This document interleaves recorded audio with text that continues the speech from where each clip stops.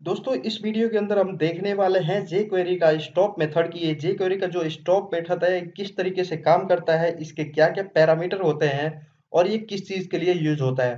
तो चलिए इस वीडियो को शुरू करते हैं और सीखते हैं jQuery स्टॉप मेथड के बारे में। तो अब तक आपने जो वीडियो के अंदर देखा कि आपने एनिमेशन यहाँ पे कैसे इम्प्लीमेंट करते हैं इस चीज़ को सीखा। मतलब हम अपना एनिमेशन स्टार्ट कर दे रहे थे, अभी हम उसको यहाँ पे स्टॉप नहीं कर रहे थे, यानी कि पूरा हमारा एनिमेशन जो हम लगा रहे थे वो पूरा कंप्लीट हो रहा था और फिर उसके बाद से जब हम वेब पेज अपना रिफ्रेश करते थे तो वो वापस से अपनी इनिशियल पोजीशन पे आ जाता था। लेकिन यहाँ पे jQuery का जो स्टॉप मेथड है इसकी हेल्प से होगा क्या कि अगर मान लीजिए आपने कोई एनिमेशन लगाया हुआ है, अगर उसको कंप्लीट होने में 3000 मिली सेकेंड लगते हैं, तो अगर आप चाहते हो उसके बीच में रोकना उसको, तो आप स्टॉप मेथड की हेल्प से उसको बीच में रोक सकते हैं। तो यहाँ पे स्टॉप मेथड ही कुछ इस तरीके से काम करता है कि जो आपका एनिमेशन चल रहा है या तो उसको आप कंप्लीटली रोक दें और उसको इनिशियल स्टेज पे भेज दें, या तो फिर आप उसको बीच में रोक के वहां पे ही उसको रोके रखें। तो ये स्टॉप मेथड का अलग अलग तरीके से यहाँ पे यूज करने का एक तरीका होता है। तो इसके अंदर हम ये सारा कुछ देखेंगे। तो फिलहाल सबसे पहले हम इसका देख लेते हैं कि सिंटैक्स क्या होता है। तो सिंटैक्स बेसिकली जैसा अब तक हम यूज करते आ रहे हैं, जिसमें हम सबसे पहले अपना सिलेक्टर पिक करते हैं, देन उसके बाद से जो भी इवेंट होता है उसको हम कॉल करते हैं। तो यहाँ पे स्टॉप मेथड के केस में भी कुछ इसी तरीके का है। यहाँ पे सबसे पहले आपको सेलेक्टर पिक करना होता है, भले वो आईडी सेलेक्टर होगा या फिर क्लास सेलेक्टर होगा या फिर वो सीधा एलिमेंट सेलेक्टर होगा, यानी कि टैग सेलेक्टर। उस सिलेक्टर की हेल्प से आप उसको पिक करेंगे जिसके ऊपर आप एनिमेशन लगाए हुए हैं या फिर जिसको आप स्टॉप करना चाहते हैं। देन उसके बाद से आपको डॉट लगा के स्टॉप मेथड को कॉल करना होगा। अब स्टॉप मेथड के अंदर यहाँ पे दो पैरामीटर पास होते हैं, एक तो स्टॉप ऑल और एक होता है गो टू एंड। तो यहाँ पे ये जो दोनों पैरामीटर हैं ये ऑप्शनल है, यानी कि आप अगर इसके अंदर पास नहीं करते हैं तो भी हमारा ये स्टॉप मेथड है ये काम करेगा, जो भी एलिमेंट हमने सेलेक्ट किया है उसके ऊपर। तो यहाँ पे जो अगर स्टॉप ऑल की बात कर लें तो इसकी डिफ़ॉल्ट वैल्यू फ़ॉल्स होती है, ऐसे ही गो टू एंड की भी यहाँ पे डिफ़ॉल्ट वैल्यू जो होती है, ये फ़ॉल्स होती है। तो यहाँ पे पहला जो है स्टॉप ऑल, अगर हम इसके अंदर वैल्यू सेट करते हैं तो इसका मतलब ये होता है कि अगर कोई एनिमेशन हमारा चल रहा है, वो स्टॉप हो जाएगा। करंट जो एनिमेशन है वो स्टॉप हो जाएगा, बाकी आगे के और भी जो एनिमेशन होंगे वो कंटिन्यूअसली वो चलते रहेंगे। ऐसे ही गो टू एंड के केस में ये तो इसकी डिफ़ॉल्ट वैल्यू फ़ॉल्स होती है और यहाँ पे अगर कोई भी हम यहाँ पे एनिमेशन चला रहे हैं और उसके अंदर अगर हमने गो टू यहाँ पे इसके अंदर पैरामीटर पास कर दिया, सेकंड पैरामीटर, तो इसका मतलब ये हुआ कि जो भी एनिमेशन चल रहा है उसको अब तुरंत के तुरंत खत्म होना है, यानी कि इमीडिएटली वो अपने ऑपरेशन को वहां पे फिनिश करेगा। तो चलिए हम इसको एक एग्जांपल के थ्रू समझते हैं कि ये जो स्टॉप मेथड है किस तरीके से हमारे जे क्वेरी के अंदर अगर एचटीएमएल के ऊपर हम अप्लाई करते हैं तो ये किस तरीके से काम करता है। तो इसके लिए हम यहाँ पे चेक करेंगे, अलग अलग यहाँ पे बटन लगाएंगे जिसकी हेल्प से हम एनिमेशन को यहाँ पे स्टार्ट करेंगे, स्टॉप करेंगे, फिर उसके बाद से उसको रीसेट पोजीशन पे भेजेंगे। तो ये सारा कुछ देखेंगे इस वीडियो के अंदर। तो चलिए हम एग्जाम्पल की तरफ बढ़ते हैं। तो यहाँ पे हमारे पास पुराना एग्जाम्पल है, इसको हम क्या करते हैं यहाँ से डिलीट कर देते हैं।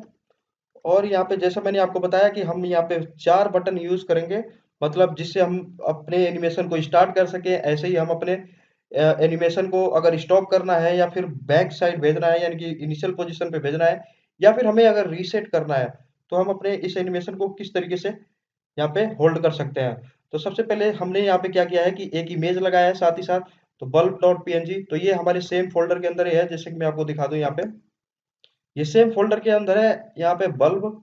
तो इसीलिए हमने डायरेक्ट नेम दिया है, बाकी अगर आप किसी और फोल्डर में से इमेज को कॉपी करके उसका एड्रेस आप लाके यहाँ पे पेस्ट कर सकते हैं। तो उस तरीके से आपका इमेज काम करेगा। अगर आपका इमेज यहाँ पे काम नहीं करता तो आप हमारे सीएसएस के अंदर इमेज या फिर एचटीएमएल के अंदर इमेज का भी जो वीडियो है आप उसको देख के लगा सकते हैं कि किस तरीके से हम अपने इमेज को अपने वेब पेज के लिए इंसर्ट करते हैं। तो इस इमेज को हम अपने इसके इनिशियल पोजीशन से चेंज करेंगे, तो इसलिए हम यहाँ पे जो हमारा इमेज है यानी कि आईएमजी है, इसकी हम जो पोजीशन होती है उसको रिलेटिव कर देते हैं, ताकि जो भी पोजीशन यानी कि जो भी हम यहाँ पे इसको वैल्यू देंगे आगे एनिमेट होने के लिए, वो इसके इनिशियल पोजीशन से स्टार्ट होगी। इसलिए हम इसकी वैल्यू को रिलेटिव कर देते हैं यहाँ पे, ठीक है। अब हम क्या करते हैं, यहाँ पे जो हमारे 4 बटन थे इनको हम बारी-बारी से लगा देते हैं। तो मैं इसको कॉपी करता हूँ 4 बार। पहला बटन का मैं नेम दे देता हूँ यहाँ पे स्टार्ट, दूसरे को कर देते हैं स्टॉप, तीसरे को कर देते हैं बैक, एंड चौथे बटन को कर देते हैं हम रीसेट। तो जैसा इनका नेम है उसी के हिसाब से इनकी फंक्शनलिटी है। मतलब स्टार्ट पे जैसे हम क्लिक करेंगे तो हमारा एनिमेशन स्टार्ट हो जाएगा, स्टॉप पे क्लिक करेंगे तो जहां तक हमारा एनिमेशन पहुंचेगा वहीं पे स्टॉप हो जाएगा। बैक के केस में क्या होगा कि जहां तक हमारा एनिमेशन पहुंचा हुआ है वहां से वो वापस अपने इनिशियल पोजीशन की तरफ पहुंच जाएगा। और रीसेट के केस में होगा क्या कि जैसे वो हमारा एनिमेशन स्टार्ट होने से पहले जो जिस भी पोजीशन पे हमारा ऑब्जेक्ट था उसी पोजीशन पे वो पहुंच जाएगा। तो ये फंक्शनलिटी इसी के नेम के हिसाब से है।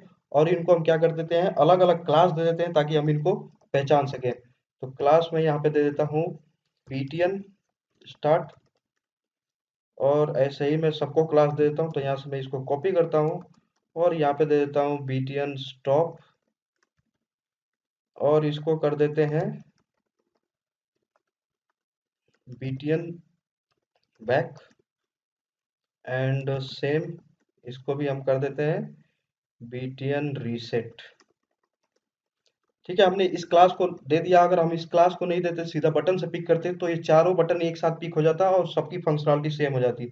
इसलिए हम यहाँ पे क्लास या फिर आईडी देते हैं ताकि हम यूनिकली आइडेंटिफाई कर सके। तो अब हम क्या चाहते हैं कि जो हमारा यहाँ पे बटन है, जैसे अगर हम स्टार्ट बटन पे क्लिक करें तो हमारा एनिमेशन स्टार्ट हो जाए, तो इसकी हम फंक्शनलिटी सबसे पहले लगा देते हैं।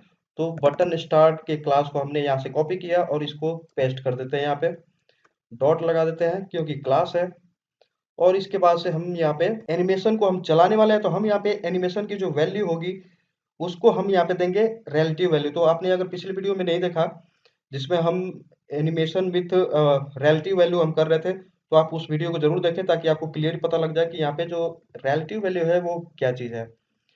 तो हम यहाँ पे अपने इमेज को पिक करते हैं जिसको हमें एनिमेट कराना है। तो डायरेक्ट टैग नेम से पिक यहाँ पे पिक कर लेता हूँ क्योंकि एक ही इमेज है। और हम यहाँ पे एनिमेट का जो हमारा मेथड है उसको हम यहाँ पे कॉल कर देते हैं। और जैसे हम कॉल करेंगे इसके अंदर हम वैल्यू दे देते हैं एनिमेशन के लिए कि लेफ्ट से जो हमारी इमेज है वो लेफ्ट से रिलेटिव वैल्यू यानी कि प्लस इक्वल्स टू 150 पिक्सल, यहाँ पे इसकी वैल्यू लेफ्ट साइड से इंक्रीज हो जाए।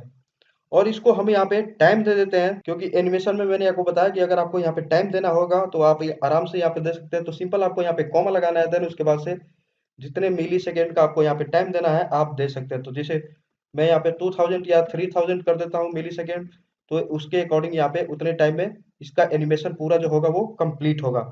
एंड लास्ट में हम यहाँ पे सेमीकोलन लगा देते हैं ताकि इसका ऑपरेशन है जो कंप्लीट हो जाएगा। तो सिंपल हम यहाँ पे बटन स्टार्ट का जो फंक्शनलिटी है उसको हम चेक कर लेते हैं कि क्या हमारा जो एनिमेशन है वो स्टार्ट यहाँ पे हो रहा है कि नहीं।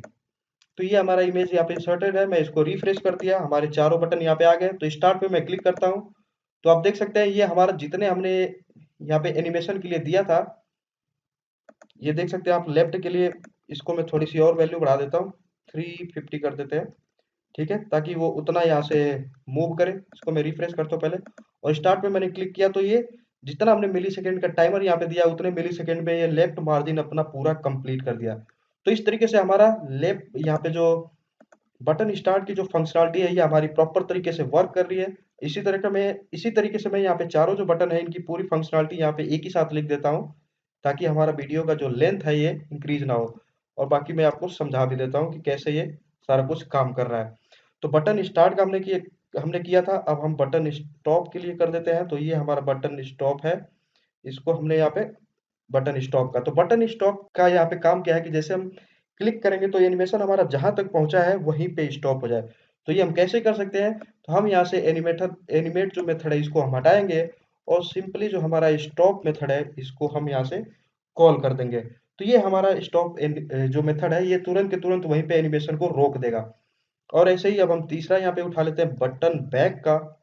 तो बटन बैक का मतलब ये हो गया कि वो हमारी जितनी भी पिक्सल वहां पे आगे इंक्रीज हुई है वहां से वो माइनस होके जीरो की पोजीशन पे पहुंचे, यानी कि जहां पे वो पहले इमेज थी वहां पे पहुंचे। तो वो पहुंचेगा कैसे, मान लीजिए हमने 350 का यहाँ पे पहले यहाँ पे दिया हुआ था, तो जैसे हमने स्टार्ट किया है तो वो लेफ्ट से 350 तक पहुंच चुका है। अगर हम उसको बैक करना चाहते हैं तो हमें इसकी वैल्यू को जीरो तक पहुंचाना होगा। तो जीरो कैसे होगा कि हम 350 में से -350 कर दें, तो इसका मतलब जीरो हो जाएगा तो वो अपनी इनिशियल पोजीशन पे आ जाएगा। तो इसलिए हम यहाँ पे बटन जो बैक की फंक्शनलिटी है उसको लगाते हैं। यहाँ पे बटन बैक क्लास हमने दिया, देन उसके बाद से जो एनिमेट है इसके अंदर हम क्या करेंगे कि माइनस सिंपल आपको चेंज करना है -350 पिक्सल। तो यही मैंने बताया था आपको कि रिलेटिव जो कॉन्सेप्ट है आप इसको अच्छे तरीके से समझ लिए। अगर आपको सीएसएस के अंदर सीखना है कि यहाँ पे पोजीशन के अंदर हम रिलेटिव किस तरीके से देख सकते हैं, तो आप हमारे सीएसएस प्लेलिस्ट में भी देख सकते हैं। बाकी जे क्वेरी की सीरीज में भी इसके पहले के शायद दूसरा या तीसरे वीडियो के अंदर आपको रिलेटिव किस तरीके से काम करता है आपको पता लग जाएगा। तो ये हमने -350 पिक्सल, और उसके बाद से लास्ट जो हमारा यहाँ पे क्लिक है बटन रीसेट का, उसको हम यहाँ पे लगा देते हैं। तो ये बटन रीसेट इसका मतलब क्या हुआ कि हम अब तुरंत के तुरंत जो मार्जिन है उसको हम खत्म करके जीरो पे पहुंचाना चाहते हैं। रीसेट मतलब क्या कि वो अब एनिमेट करके नहीं आएगा। जैसे हम उसके ऊपर क्लिक करेंगे, वो जहां पे भी पहुंचा हुआ है या फिर भले वो अपने एंड पे पहुंच गया है, तो जैसे हम रीसेट पे क्लिक करेंगे तो वो वहां से उठ के अपने ओरिजिनल पोजीशन पे जहां पे था वो वहां पे पहुंच जाएगा। तो इसीलिए हम इसको लेफ्ट से क्या कर देते हैं, 0 पिक्सल। ठीक है। और सेम मैंने यहाँ पे टाइमिंग भी उसी तरीके से दिया है। तो अगर आपको यहाँ पे इसकी स्पीड बढ़ानी है तो आप बढ़ा सकते हैं, जैसे फास्ट स्लो करना चाहते हैं तो मैं यहाँ पे इसको फास्ट वैल्यू दे सकता हूँ। तो आप यहाँ पे डायरेक्ट टाइमर दे सकते हैं या फिर सीधा स्लो वेरी फास्ट, आप जिस तरीके से देना चाहें आप इसको दे सकते हैं। तो हमने यहाँ पे चारों फंक्शनलिटी लगा दिया है, यानी कि स्टार्ट, स्टॉप, बैक, रीसेट का। अब चलिए हम चेक करते हैं कि ये चारों जो हमारे ऑपरेशन है ये प्रॉपर तरीके से काम कर रहे हैं कि नहीं कर रहे हैं। तो इसको मैं यहाँ से रिफ्रेश करता हूँ और मैं सबसे पहले स्टार्ट को चेक कर लेता हूँ। ठीक है। ये हमारा यहाँ पे पहुंच गया। अब हम स्टॉप को भी चेक करेंगे, तो इसके लिए मैं फिर से रिफ्रेश कर देता हूँ अपना पेज। और स्टार्ट जैसे यहाँ पे शुरू होगा उसी के बीच में मैं यहाँ पे स्टॉप क्लिक करूंगा। तो स्टॉप का मतलब ये होगा कि वो वहीं पे पॉज हो जाएगा। तो ये देखिए स्टार्ट पे किया और स्टॉप पे मैं कर देता हूँ, तो ये बीच में ही रुक गया। जैसे मैंने क्लिक किया वहीं पे रुक गया। और बैक की फंक्शनलिटी क्या आती है कि ये जहां तक एनिमेशन हमारा पहुंचा हुआ है वहीं से वो वापस हो जाए। तो देखिए बैक पे मैं क्लिक करता हूँ तो ये वापस अपनी पोजीशन से उतना वो माइनस हो गया। और ये ज्यादा कैसे हो गया, क्योंकि हमने जितना भी वैल्यू हमने दिया हुआ है वो शुरू जहां से हुआ है उतना ही वो माइनस साइड में चला गया, यानी कि उसकी रिलेटिव वैल्यू आ गई, तो इसलिए वो इधर की साइड में चला गया। और ऐसे ही आप अगर रीसेट पे क्लिक करते हैं तो ये अपनी इनिशियल पोजीशन पे आ गया। ठीक है। ये बिल्कुल अपने जीरो पोजीशन पे आ गया। तो आप देख सकते हैं इस तरीके से। अगर मैं इसका सीएसएस भी आपको दिखा दूं कि यहाँ पे हमारा क्या शो हो रहा है, ये देखिए ये हमारा इमेज का पूरा आपके सामने वैल्यू दिख रही है। ठीक है। अब जैसे मैं यहाँ पे स्टार्ट पे करता हूँ तो इसकी वैल्यू बढ़ रही है, और स्टॉप पे हमने किया तो ये देखिए इतनी इसकी लेफ्ट से मार्जिन आ चुकी है। अब हम जब बैक का करेंगे तो आप यहाँ पे देखेंगे कि क्या चीज होता है, इसकी वैल्यू क्या होती है। तो बैक पे हमने किया तो ये माइनस गया पूरा 257, यहाँ पे इतने पिक्सल ये माइनस में चला गया। ऐसे ही जब आप रीसेट करते हैं तो आप देख सकते हैं इसकी लेफ्ट से वैल्यू जीरो हो गई है। ठीक है। आई होप आपको समझ में आ गया होगा कि ये जो स्टॉक का मेथड है या फिर ये जो ओवरऑल फंक्शनलिटी है ये किस तरीके से करती है हमारे एचटीएमएल कंटेंट के ऊपर। तो फिलहाल इस वीडियो में इतना ही। अगर आपको वीडियो अच्छा लगा तो वीडियो को जरूर लाइक करें। अगर इससे रिलेटेड कोई भी डाउट होता है तो नीचे कमेंट सेक्शन के अंदर कमेंट करें, और साथ ही साथ मेरे चैनल को सब्सक्राइब करना ना भूलें। मिलते हैं आगे वीडियो में, तब तक के लिए धन्यवाद।